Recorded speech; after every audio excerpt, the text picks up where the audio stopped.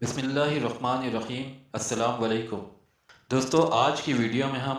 حضرت حمزہ رضی اللہ تعالیٰ عنہ کی قبول اسلام اور بہادری و شجاعت سے لے کر شہادت تک کا واقعہ بیان کر رہے ہیں۔ تو آئیے دوستو ویڈیو کو شروع کرتے ہیں۔ دوستو، دین اسلام کا ابتدائی دور جو کہ مسلمانوں کے لیے انتہائی مشکلات سے بھرپور تھا، اسی دور میں جب نبوت کا چھٹا سال چل رہا تھا، ایک روز حضور صلی اللہ علیہ وسلم صفا کے قریب کسی جگہ سے گزر رہے تھے۔ تب اتفاقاً وہاں سے ابو جہل آ پہنچا۔ آپ کو اس نے بہت زیادہ برا بھلا کہا، انتہائی نازیبہ قسم کی باتیں کی اور خوب زہر سرائی کرتا رہا۔ آپ صلی اللہ علیہ وسلم نے اس کی بےہودگی کا کوئی جواب نہ دیا۔ تب وہ اپنی ان فضول اور بےہودہ گفتگو کے بعد اور آپ صلی اللہ علیہ وسلم کی شان میں اس قدر گستاخی کے بعد وہاں سے کچھ فاصلے پر سرداران قریش کی ایک محفل پر جا بیٹھا اور ان کے ساتھ ادھر ادھر کی باتوں میں مشغول ہو گیا۔ دوستو، اتفاقاً اس وقت وہاں صفا کے قریب ایک کنیز کھڑی ہوئی تھی جو رسول اللہ صلی اللہ علیہ وسلم کے ساتھ ابو جہل کے بدسلوکی کے واقعے کو دیکھ رہی تھی۔ اور اسی دوران جب حضرت حمزہ رضی اللہ تعالیٰ عنہ وہاں سے گزرے، جو کہ شکار کے غرض سے کہیں گئے ہوئے تھے اور اب وہاں سے واپس آ رہے تھے، لہٰذا ہاتھ میں تیر کمان تھامے ہوئے تھے، کنیز نے جب انہیں دیکھا تو ان کے سامنے تمام ماجرا بیان کرتے ہوئے کہا کہ ابھی کچھ دیر قبل ہی ابو جہل نے آپ رضی اللہ تعالیٰ عنہ کے بھتیجے کے ساتھ بہت بدسلوکی کا برتاؤ کیا ہے۔ تب حضرت حمزہ رضی اللہ تعالیٰ عنہ سیدھے اس محفل میں پہنچے جہاں ابو جہل بڑے سرداران قریش کے درمیان بیٹھا ہوا تھا۔ وہاں پہنچتے ہی حضرت حمزہ نے کسی سے کوئی بات کیے بغیر فوری طور پر اچانک پورے قوت کے ساتھ اپنی کمان ابو جہل کے سر پر دے ماری، جس کی وجہ سے اس کے سر سے خون بہنے لگا۔ اچانک اور بالکل ہی غیر متوقع طور پر یہ منظر دیکھ کر تمام سرداران قریش حیران رہ گئے اور حمزہ رضی اللہ تعالیٰ عنہ کو روکنے کی غرض سے ان کی طرف لپکے اور یوں کہنے لگے، حمزہ یہ آپ کیا کر رہے ہیں؟ دوستو، تب ابو جہل بولا کہ میں سمجھ گیا، دراصل ابھی کچھ ہی دیر قبل میں نے ان کے بھتیجے محمد صلی اللہ علیہ وسلم کو برا بھلا کہا تھا۔ شاید انہیں خبر ہو گئی ہے اور یہ اسی کا بدلہ انہوں نے مجھ سے لیا ہے۔ اس کے بعد سرداران قریش حضرت حمزہ رضی اللہ تعالیٰ عنہ کی طرف متوجہ ہو کر کہنے لگے کہ حمزہ، آپ کو معلوم ہے کہ آپ کا بھتیجا اپنے آباء و اجداد کے دین کو چھوڑ کر کسی نئے دین کی تبلیغ کر رہا ہے اور یہ چیز ہمارے درمیان بڑے فتنے کا سبب بن رہی ہے۔ دوستو، اس پر حضرت حمزہ رضی اللہ تعالیٰ عنہ نے جواب میں یوں فرمایا، خوب اچھی طرح سن لو تم سب، آج سے میں بھی اسی نئے دین میں شامل ہو رہا ہوں، اسی دین کو قبول کر رہا ہوں کیونکہ وہی دین برحق ہے۔ تم میں سے کوئی مجھے روک سکتا ہے تو روک لے، میں جا رہا ہوں۔ دوستو، اس کے بعد حضرت حمزہ رضی اللہ تعالیٰ عنہ رسول اللہ صلی اللہ علیہ وسلم کی تلاش میں وہاں سے روانہ ہو گئے اور خدمت اقدس میں حاضری دی، آمد کا مقصد بیان کیا، دین اسلام قبول کیا اور حضور صلی اللہ علیہ وسلم کے سامنے کلمہ حق پڑھا اور یوں مسلمان ہو گئے۔ دوستو، ان کے قبول اسلام کی وجہ سے رسول اللہ صلی اللہ علیہ وسلم کو نیز تمام مسلمانوں کو انتہائی مسرت ہوئی،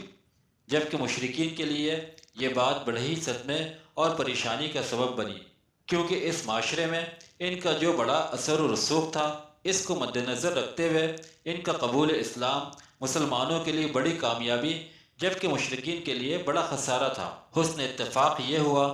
کہ حضرت حمزہ رضی اللہ تعالیٰ عنہ کے قبول اسلام کے محض 2 دن بعد ہی بالکل اچانک اور غیر متوقع طور پر مکے کی ایک اور بہت ہی اہم ترین شخصیت یعنی حضرت عمر بن خطاب رضی اللہ تعالیٰ عنہ نے بھی اسلام قبول کر لیا۔ یوں یکے بعد دیگرے ان 2 عظیم ترین انتہائی بااثر اور طاقتور شخصیات کا اچانک اسلام قبول کرنے سے مشرکین مکہ کے لیے ایسا صدمہ تھا کہ جس کی وجہ سے ان میں صف ماتم بچھ گئی، ان کے دل مرجھانے لگے اور ان کے حوصلے پست ہو گئے۔ دوستو، مکہ میں وقت کا یہ سفر جاری رہا اور پھر نبوت کے 13ویں سال ہجرت کا حکم نامہ نازل ہونے پر دیگر اصحاب کرام کے ساتھ حضرت حمزہ رضی اللہ تعالیٰ عنہ بھی اپنے آبائی شہر مکہ کو خیرباد کہتے ہوئے مدینہ جا پہنچے۔ ہجرت مدینہ کے اگلے ہی سال یعنی سن 2 ہجری میں حق و باطل کے مابین پیش آنے والے غزوہ بدر کے موقع پر حضرت حمزہ رضی اللہ تعالیٰ عنہ پیش تھے اور انتہائی بہادری اور دلیری کا مظاہرہ کرتے ہوئے بڑی ہی بے جگری کے ساتھ لڑتے ہوئے بیک وقت دونوں ہاتھوں میں تلوار لیے ہوئے جب یہ کسی بھپرے ہوئے شیر کی مانند مشرکین کے لشکر پر چھپٹتے تو لوگ انتہائی حیرت کے ساتھ انہیں بس دیکھتے ہی رہ جاتے۔ اور پھر اگلے ہی سال یعنی سن 3 ہجری میں جب مشرکین مکہ دوبارہ چلے آئے تھے مسلمانوں سے اپنی شکست کا بدلہ لینے کی خاطر، تب ابتدا میں مسلمان تقریباً یہ جنگ جیت ہی چکے تھے، لیکن پھر اچانک اپنی ہی ایک غلطی کی وجہ سے مسلمان یہ جیتی ہوئی جنگ ہار گئے تھے اور اس وقت بہت زیادہ افراتفری پھیل گئی تھی۔ مسلمان اپنی صفوں میں نظم و ضبط برقرار نہیں رکھ سکے تھے۔ ایسے میں حضرت حمزہ رضی اللہ تعالیٰ عنہ بڑے ہی استقامت اور پامردی کے ساتھ مشرکین کے خلاف جنگ میں مشغول تھے۔ دوستو، اس حوالے سے ایک قابل ذکر بات یہ ہے کہ غزوہ احد سے قبل غزوہ بدر کے موقع پر چونکہ معتدین سرداران قریش اور نامی گرامی شہسوار حضرت حمزہ رضی اللہ تعالیٰ عنہ کے ہاتھوں مارے گئے تھے، لہٰذا ان سرداروں کے رشتہ داروں میں سے بہت سے جنگجو احد کے موقع پر حضرت حمزہ رضی اللہ تعالیٰ عنہ سے اپنا انتقام لینے کی غرض سے وہاں پہنچے تھے اور انہوں نے بطور خاص بس انہی پر نظر رکھی ہوئی تھی۔ دوستو، ایسی ایک بڑا سردار تیمہ بن عدوی جو غزوہ بدر کے موقع پر حضرت حمزہ رضی اللہ تعالیٰ عنہ کے ہاتھوں مارا گیا تھا، اس کی موت کے بعد مکہ میں اس کا بھتیجا مسلسل انتقام کی آگ میں جل رہا تھا اور اسے کسی صورت سکون نہیں مل رہا تھا۔ دوستو، اس کا ایک حبشی غلام تھا جس کا نام وحشی بن حرب تھا، جسے دور سے ہی نیزہ پھینک کر شکار کرنے میں بڑی مہارت حاصل تھی اور اس کا نشانہ بھی کبھی خطا نہیں جاتا تھا۔ جنگ احد سے قبل مشرکین مکہ جن دنوں مسلمانوں کے خلاف خوب زور و شور کے ساتھ تیاریوں میں مصروف تھے، ان کا جنگی جنون جب عروج پر تھا، ایسے میں ایک روز وحشی کے آقا نے اسے مخاطب کرتے ہوئے کہا کہ کیا تمہیں آزادی کی تمنا ہے؟ اپنے آقا کی زبانی یہ بات سن کر وحشی حیرت زدہ رہ گیا اور اسے اپنے کانوں پر یقین ہی نہیں آ رہا تھا۔ تب وہ اپنے آقا کی جانب معنی خیز نظروں سے دیکھنے لگا، گویا وہ اس بارے میں مزید وضاحت چاہتا ہو۔ تب اس کے آقا نے اس کی جانب بغور دیکھتے ہوئے یوں کہا، دیکھو وحشی، مسلمانوں کے خلاف جنگ کی غرض سے ہم لوگ بس چند ہی دنوں میں مدینہ کی جانب کوچ کرنے والے ہیں۔ اگر تم بھی ہمارے ساتھ چلو اور وہاں میدان جنگ میں حمزہ کو قتل کر ڈالو تو میں تمہیں بطور انعام آزاد کر دوں گا۔ دوستو، ظاہر ہے کہ وحشی کے لیے اس سے بڑا لالچ اور کیا ہو سکتا تھا، لہٰذا محض حضرت حمزہ رضی اللہ تعالیٰ عنہ کو قتل کرنے کی خاطر اور اس کی عوض اپنی آزادی کے لالچ میں مشرکین مکہ کے لشکر کے ہمراہ وہ بھی مدینہ کی جانب روانہ ہو گیا۔ لشکر مسلسل مدینہ کی جانب پیش قدمی کرتا رہا اور اسی دوران وحشی روزانہ بڑے ہی اہتمام سے اپنا نیزہ تیز کیا کرتا۔ اس کا تیز دھار اور چمکدار نیزہ دھوپ میں خوب چمکتا ہوا دور سے ہی نظر آیا کرتا تھا، جسے دیکھ کر بڑے بڑے سرداران قریش اس کی خوب حوصلہ افزائی کیا کرتے تھے۔ دوستو، اسی کیفیت میں وحشی مشرکین مکہ کے لشکر کے ہمراہ احد کے میدان پر جا پہنچا۔ اس نے حضرت حمزہ رضی اللہ تعالیٰ عنہ کو تلاش کیا اور پھر مسلسل انہی پر نگاہ مرکوز کیے رکھی اور مسلسل ان کے تعاقب میں رہا۔ دوستو، حضرت حمزہ رضی اللہ تعالیٰ عنہ اس موقع پر جس بے جگری سے لڑ رہے تھے، اس پر وحشی بار بار لرز اٹھتا، اس کے سراپا پر عجیب سا خوف طاری ہونے لگتا اور اتنی ہمت وہ کہاں سے لاتا کہ ان کے قریب جا کر وار کرے، اور دور سے ہی وار کرنے کا کوئی مناسب موقع نہیں مل رہا تھا۔ دوستو، اسی دوران مشرکین مکہ کے بہادروں میں سے سبا بن عبد العزیٰ نامی ایک شخص کی نظر حضرت حمزہ رضی اللہ تعالیٰ عنہ پر پڑی۔ اس نے جب انہیں دونوں ہاتھوں میں تلوار لیے ہوئے اس قدر بہادری اور بے جگری کے ساتھ لڑتے دیکھا تو انہیں مخاطب کرتے ہوئے چلایا کہ اے حمزہ، ذرا مجھ سے مقابلہ کرو۔ دوستو، تب حضرت حمزہ برق رفتاری کے ساتھ اس کی جانب لپکے اور اس پر بھرپور وار کیا۔ اگلے ہی لمحے تکبر و غرور کا وہ پتلا زمین بوس ہو چکا تھا، تاہم ابھی تک حضرت حمزہ رضی اللہ تعالیٰ عنہ اس کی طرف متوجہ تھے اور اس وقت ان کی پشت ایک درخت کی جانب تھی جس کی آڑ میں وحشی چھپا کھڑا تھا۔ تب وحشی نے موقع غنیمت جانا اور پوری قوت کے ساتھ نیزہ ان کے کمر کے نچلے حصے میں ایک پہلو میں دے مارا، جو کہ اسی وقت آر پار ہو گیا۔ جیسا کہ بعد میں وحشی نے خود بیان کیا کہ نیزہ لگتے ہی حضرت حمزہ رضی اللہ تعالیٰ عنہ نہایت ہی غصے کے عالم میں گھوم کر میری جانب دیکھا اور میری طرف بڑھنے کی کوشش کی، اور تب میں انتہائی خوف و دہشت کی کیفیت میں وہاں سے بھاگنے کے لیے مڑا۔ حمزہ بھی میری تعاقب میں آئے، مگر 2-4 قدم کے بعد وہ لڑکھڑائے اور پھر رک گئے اور پھر تھوڑی ہی دیر بعد گر گئے۔ تب میں اپنی جگہ رک گیا اور کچھ دیر رکا ہی رہا، اور جب خوب یقین ہو گیا کہ اب ان کی جان نکل چکی ہے، تب میں نے آگے بڑھ کر ان کے جسم میں پیوست اپنا نیزہ نکالا اور وہاں سے چلتا بنا، کیونکہ مجھے اب اور کوئی غرض نہیں تھی، میرا مقصد پورا ہو چکا تھا۔ دوستو، جنگ احد کے موقع پر مشرکین مکہ کی عورتیں ان مشرکین کی دلجوئی نیز حوصلہ افزائی کی غرض سے بڑی تعداد میں ہمراہ آئی تھیں۔ مشرکین مکہ کے سپہ سالار ابو سفیان کی بیوی ہند بھی ان عورتوں میں شامل تھی۔ ایک تو سپہ سالار کی بیوی ہونے کی وجہ سے لشکر میں اس کی خاص اور بڑی شان تھی، مزید یہ کہ غزوہ بدر کے موقع پر اس کا باپ عتبہ بن ربیعہ، چچا شیبہ بن ربیعہ اور بھائی ولید بن عتبہ، جن کا شمار مکہ کے بڑے معزز ترین افراد میں ہوتا تھا، تینوں ہی مسلمانوں کے ہاتھوں مارے گئے تھے، اور اسی وجہ سے ہند کے دل و دماغ میں مسلمانوں سے انتقام کا جنون سوار تھا۔ لہٰذا اس جنگ کے موقع پر مسلمانوں کے خلاف وہ خوب سرگرمی کا مظاہرہ کر رہی تھی۔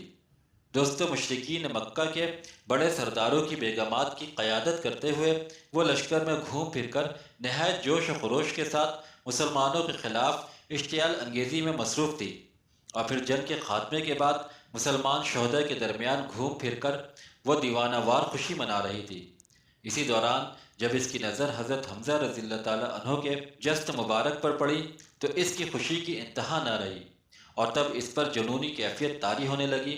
کیونکہ غزوہ بدر کے موقع پر اس کا مغرور و متکبر باپ عتبہ حضرت حمزہ رضی اللہ تعالیٰ عنہ کے ہاتھوں مارا گیا تھا۔ لہٰذا اب اس نے انتقام کی آگ بجھانے کی خاطر وہاں احد کے میدان میں خوب زور و شور کے ساتھ اپنا مکروہ ترین کام شروع کر دیا،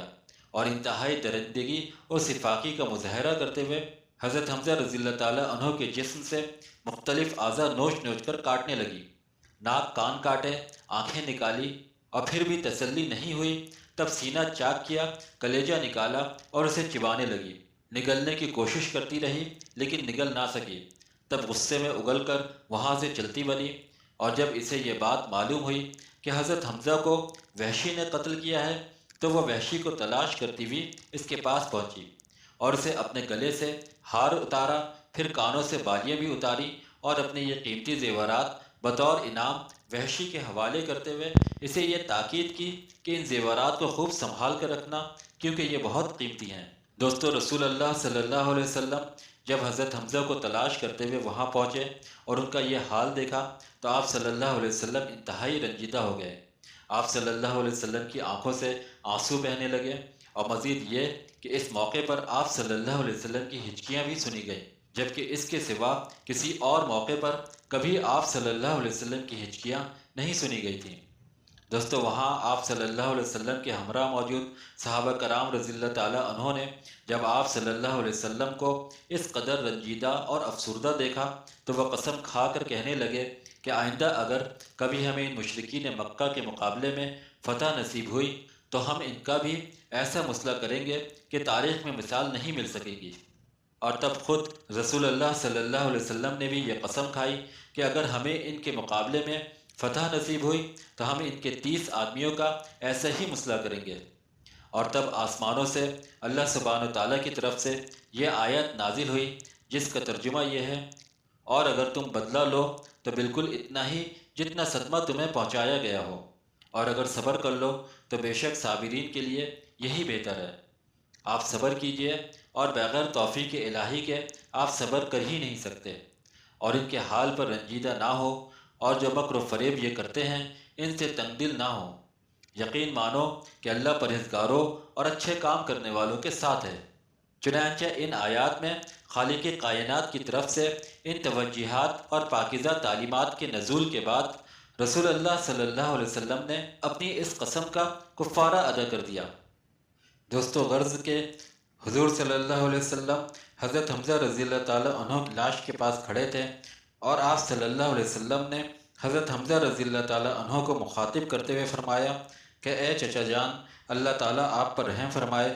بلا شبہ آپ خوب صلہ رحمی کرنے والے اور کثرت سے نیکیاں کرنے والے تھے۔ اور ایک اور روایت کے مطابق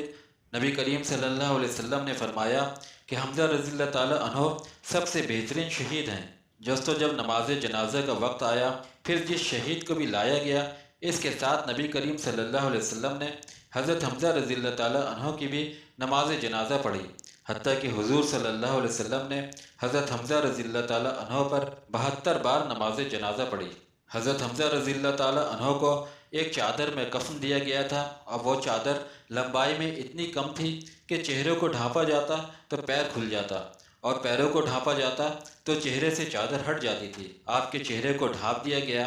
اور پیروں کو ڈھانپنے کے لیے گھاس رکھ دی گئی۔ دوستو، اللہ تعالیٰ سے دعا ہے کہ اللہ تعالیٰ سید الشہداء حضرت حمزہ رضی اللہ تعالیٰ عنہ اور دیگر تمام شہدائے احد کے درجات جنت الفردوس میں بلند فرمائے،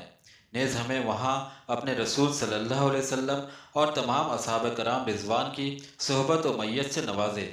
دوستو، اس کے ساتھ ہی آج کی ویڈیو کا اختتام ہوتا ہے۔ اللہ تعالیٰ سے دعا ہے کہ کہنے سننے میں جو غلطیاں اور خامیاں ہوئی ہیں اللہ انہیں دور کرے اور انہیں معاف کرے۔ دوستو، اگر آپ کو ویڈیو اچھی لگی ہے تو ویڈیو کو لائک کریں، چینل کو سبسکرائب کریں اور بیل آئیکن پہ کلک کریں۔ شکریہ۔